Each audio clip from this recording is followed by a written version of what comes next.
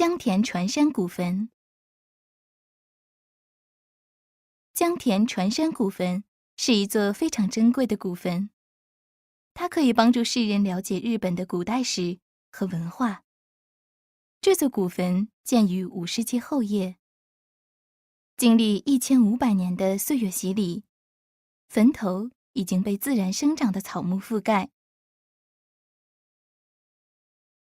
我们来看一下古坟的外形。这座古坟历史悠久，形状有了改变。您现在看到的是经过挖掘调查等考古研究后修复后的古坟。这是一座前方后圆坟，长约62米，后圆部的直径约为41米，前方部的宽度约为40米。古坟的丘陵部有3级，坟丘上面排列着陶俑，日语称之为直轮。另外，四周开有沟渠，专家认为这是为了明确古坟的界限而挖出来的。浅的地方为 1.7 米，深处有 2.6 米。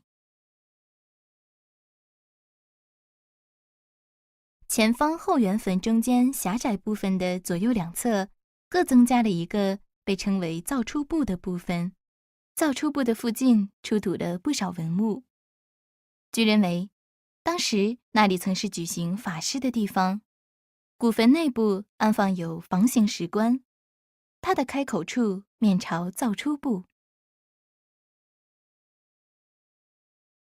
古坟内部安放着式样特殊的横口式房形石棺，这种石棺多见于九州北部。